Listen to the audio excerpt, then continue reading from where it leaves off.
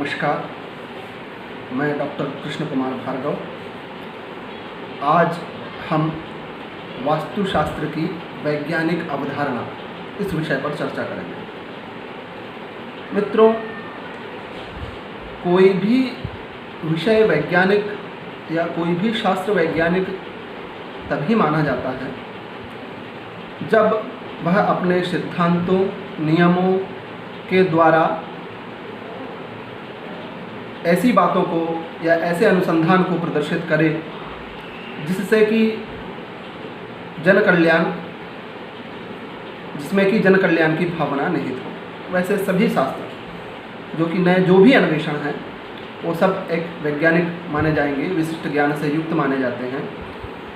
उसी कड़ी में वास्तुशास्त्र भी पूर्णतः एक वैज्ञानिक शास्त्र है, क्योंकि हम सभी यह बात बड़े अच्छे से जानते हैं कि इस पूरे ब्रह्मांड में कई प्रकार की शक्तियाँ विद्यमान हैं।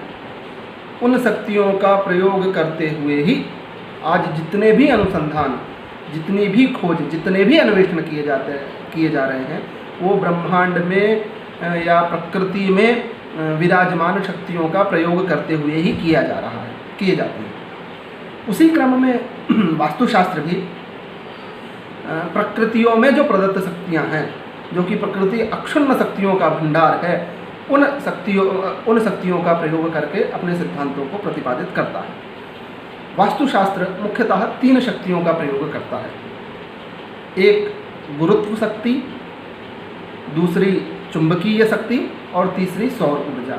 इन 3 शक्तियों के माध्यम से ऐसे नीति, ऐसे नियम, ऐसे सिद्धांत वास्तुशास्त्र प्रतिपादित करता है जिससे कि प्राणी मात्र को, मानव मात्र को अत्यधिक सुरक्षित वातावरण के साथ इस भूलोक पर निवास करने के सिद्धांतों का प्रतिपादन वास्तुशास्त्र करता है। इन शक्तियों के विषय में यदि हम विचार करें तो जो प्रथम शक्ति गुरुत्व शक्ति है, उस सबसे आप सभी लोग परिचित हैं। गुरुत्व शक्ति वस्तुतः पृथ्वी में पाई जाती है।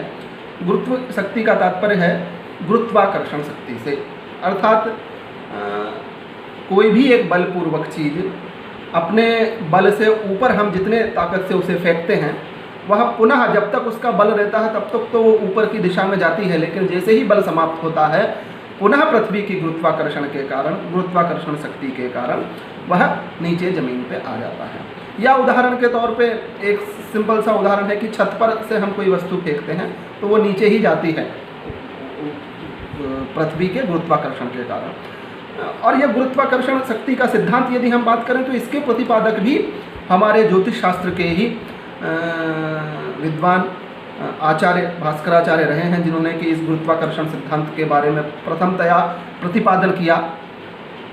वह सिद्धांत बड़े ही सरल माध्यम से सिद्धांत शिरोमणि में उन्होंने लिखा है कि आकृष्ट शक्तिश्च महीतया यत् खस्तम गुरुम स्वाभिमुखम स्वशक्त्या आकृष्यते तत्पततीव भाति समय समन्तात् क्व पतत्व्यम खे। भास्कराचार्य ने इस श्लोक के माध्यम से पृथ्वी के आकर्षण सिद्धांत को बताया है। तो यह जो गुरुत्व वस्तुतः वास्तविकता बात है कि यदि आप विचार करिए कि गुरुत्व शक्ति नहीं होती, जैसे कि हम ब्रह्मांड में देखते हैं कहीं कहीं पर बिल्कुल शक्ति का शून्य होता है, तो वहाँ पर जो स्थिति जिस स्थिति में किसी भी पिंड को छोड़ा जाता है तो वो उस पिंड स्थिति में विराजमान रहता है। यदि यह गुरुत्व शक्ति नहीं होती तो किसी में भी गतिशीलता नहीं हो पाती। यही गुरुत्व सिद्धांत को हमारे वास्तुशास्त्र में भवन इत्यादि के निर्माण के लिए प्रयोग किया जाता है। हमारे यहाँ भवनों का वर्गीकरण बड़े अच्छे तरीके से कहा गया है कि जो प्राचीन सभ्यता से जो भवनों के निर्माण की प्रक्रिया आ रही है, तो उसमें भवन किस किस प्रकार के बनाए जाते हैं, उस भवनों का वर्गीकरण वास्तुशास्त्र करता है। और वह गुरुत्व शक्ति को लेकर ही उसके फल इत्यादि का कथन किया गया है। जैसे कि भवनों का वर्गीकरण हम यदि कहें तो एक पर्णशाला या झोपड़ियों से बना जो भवन होता है एक प्रकार से, वह पर्णकुटी कह सकते हैं। मिट्टी या खपरेल इत्यादि से जो मकान बनाए जाते हैं। तीसरा ईंट या चूना से, जो कि आजकल जितने भी सीमेंट इत्यादि के द्वारा जो पक्के मकान बनाए जा रहे हैं, जिसका कि सर्वाधिक अत्यधिक प्रयोग किया जा रहा है वो। और चौथा वह जो कि पत्थर इत्यादि के द्वारा बनाए गए भवन हैं। अब आप इनमें हम देखेंगे उत्तरोत्तर भवन जो हैं वो एक दूसरे से मजबूत है, कारण कि इनमें जिन सामग्रियों का प्रयोग किया गया है, इनमें जिन सामग्रियों का प्रयोग किया जाता है वो उत्तरोत्तर अत्यधिक भारयुक्त होता है या अत्यधिक गुरुत्व होता है। इसके कारण इन भवनों में अत्यधिक मजबूती प्रदान होती है और ये ही सिद्धांत के कारण आज जितने भी तमाम प्रकार के जो भूकंप इत्यादि आते हैं उससे सुरक्षित करने में यह गुरुत्व सिद्धांत वास्तुशास्त्र का हम सभी के लिए अनुकरणीय है और हम सभी को एक सुरक्षित वातावरण का निर्माण करता है। गुरुत्व शक्ति का केवल सामग्रियों का ही प्रयोग नहीं करता है, बल्कि वास्तुशास्त्र ऐसे नियमों का भी प्रतिपादन करता है कि पृथ्वी में भी जो विभिन्न प्रकार का भूखंड पाया गया है उसमें भवन की व्यवस्था को बताया गया है। आज जितने भी हम देखते हैं कि सबसे पहले कहीं कोई कंस्ट्रक्शन का कार्य शुरू होता है तो उसका सबसे पहले भूमि का टेस्ट होता है, भूमि का परीक्षण किया जाता है। तो वह परीक्षण इसीलिए किया जाता है कि वह भूमि कैसी है, उसका जो टेस्ट करने का माध्यम ही यह रहता है, टेस्ट करने का तात्पर्य ही यह रहता है कि वो कहीं उसमें मतलब मजबूती कितनी है, वो ठोस कितनी है भूमि, क्योंकि ठोस भूमि होगी, मजबूत भूमि होगी तो उस पर जो मकान बनेगा, उस पर जो भवन निर्माण होगा वह मजबूत होगा। और जो दरदरी या जिसको कहें कि रेतीली भूमि या जो फोसरी भूमि होती है वह भूमि, उसमें यदि हम भवन निर्माण करते हैं तो वह अपेक्षाकृत कमज़ोर होते हैं। और आज का जो आधुनिक युग है जिसमें कि भवन की मंजिलों का एक हम नियत स्थान नहीं करते हैं, क्योंकि जनसंख्या का घनत्व इतना अधिक बढ़ रहा है कि एक ऊपर के कई अपार्टमेंट में कई भवन के कई तलों का निर्माण किया जाता है एक ही भवन में। तो उसके लिए तो भूमि का ठोस होना, मजबूत होना अत्यधिक आवश्यक है। तो यह जो भूखंड का परीक्षण है वास्तुशास्त्र में बड़े ही तात्विक माध्यमों से किया गया है। अतः वास्तुशास्त्र इस गुरुत्व शक्ति का प्रयोग करते हुए हमें अपने सिद्धांतों का प्रतिपादन करता है। वास्तुशास्त्र जो दूसरी शक्ति का प्रयोग करता है वह है चुंबकीय शक्ति। हम सभी जानते हैं कि इस ब्रह्मांड, यह जो पूरा ब्रह्मांड है एक चुंबकीय शक्ति के माध्यम से ही अवस्थित है, क्योंकि प्रत्येक ग्रह नक्षत्र चुंबकीय शक्ति के कारण ही अपनी अपनी कक्षाओं में एक सूत्र में बंधे होने के कारण ही भ्रमण करते हैं। इसका एकमात्र कारण है चुंबकीय शक्ति। चुंबकीय शक्ति के कारण ही पूरा सौर मंडल चलायमान है, गतिशील है। क्योंकि यदि चुंबकीय शक्ति नहीं होती तो किसी का भी भ्रमण मार्ग अलग हो सकता था, एक दूसरे में टकराव होने की संभावना रहती, लेकिन चुंबकीय शक्ति के कारण वो अपने नियत मार्गों में भ्रमण करते हैं सभी ग्रह। इसी प्रकार हमारी पृथ्वी पर भी, पृथ्वी जो है वो भी चुंबकीय शक्ति का प्रयोग करती है या चुंबकीय शक्ति विद्यमान है। जैसा कि हम सभी जानते हैं कि पृथ्वी में दो ध्रुव पाए जाते हैं, एक उत्तरी ध्रुव और दक्षिणी ध्रुव। यह उत्तरी ध्रुव और दक्षिणी ध्रुव वस्तुतः एक चुंबक क्षेत्र ही है, चुंबकीय क्षेत्र है। और चुंबक का भी यदि हम सिद्धांत देखेंगे, चुंबकीय सिद्धांत को भी जानेंगे तो उसमें दो ध्रुव पाए जाते हैं, एक उत्तरी ध्रुव और दक्षिणी ध्रुव। दोनों यदि विपरीत ध्रुवों का हम आपस में मिलन करते हैं तो मेल होता है, और दोनों सजातीय ध्रुवों का यदि हम मिलन करते हैं तो उनमें विकर्षण उत्पन्न होता है। तो ये आकर्षण विकर्षण के सिद्धांत के कारण ही उत्तरी दक्षिणी ध्रुवों के पृथ्वी में अवस्थित होने के कारण पृथ्वी को एक सूत्र में बांधे हुए हैं। और इसका हमारे वास्तुशास्त्र में आप देखिए पुराने आचार्यों ने बड़े ही सुंदर तरीके से इस सिद्धांत का प्रयोग करके हमें कहा है कि जैसे कि हमारे शरीर में भी दो ध्रुव पाए जाते हैं या दो दिशाओं का हम निर्धारण कर सकते हैं कि जो हमारे शरीर का ऊपरी भाग जो सिर वाला हिस्सा रहता है वो उत्तरी हिस्सा माना जाता है और पैर का हिस्सा दक्षिणी हिस्सा माना जाता है। इसलिए हमारे आचार्यों ने, वास्तुशास्त्र के आचार्यों ने पूर्व में ही प्रतिपादित किया था कि उत्तर की ओर कभी भी सिर कर नहीं सोना चाहिए। क्यों? क्योंकि उत्तरी ध्रुव और हमारे जो शरीर का उत्तरी ध्रुव दोनों के मिलने के कारण विकर्षण उत्पन्न होगा, और विकर्षण के कारण मानव के अंदर अनिद्रा, चिड़चिड़ापन इत्यादि की स्थितियां उत्पन्न होगी।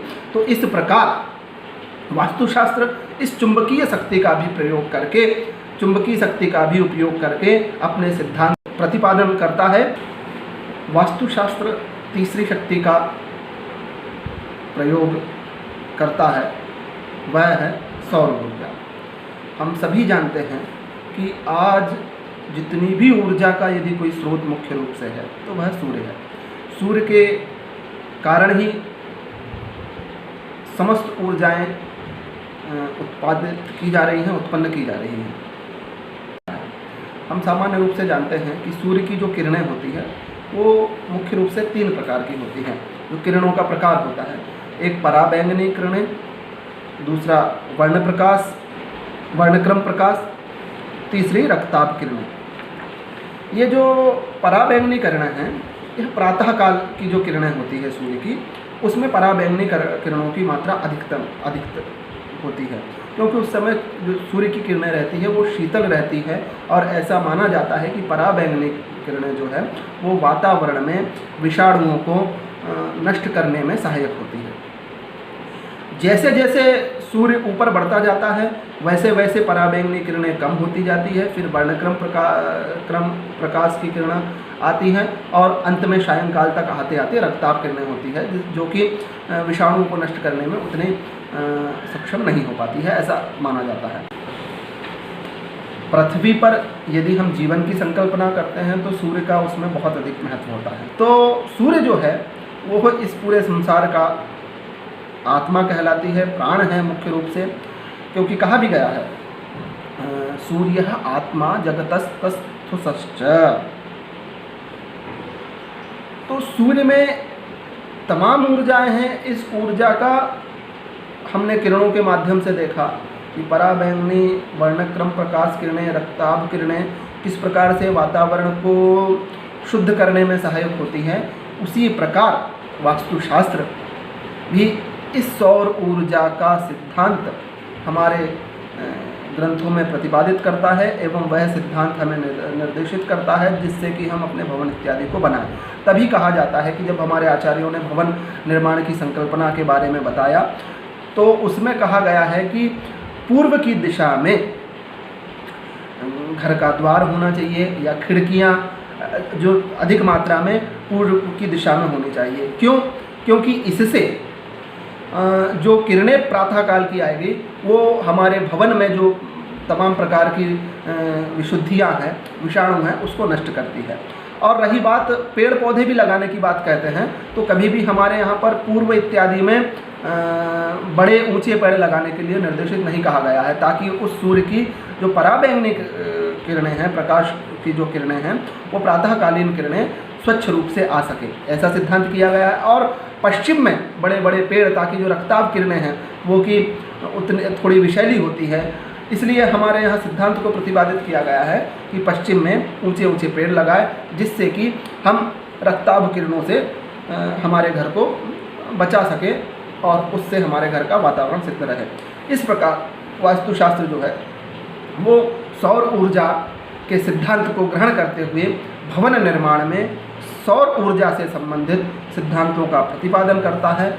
इस प्रकार वास्तुशास्त्र पूर्णतः प्राकृतिक शक्तियों का उपयोग करते हुए एक वैज्ञानिक शास्त्र है और इसकी वैज्ञानिक जो अवधारणा है वो और भी विशद है, और भी कई माध्यम से हम इसकी वैज्ञानिकता को प्रतिपादित कर सकते हैं।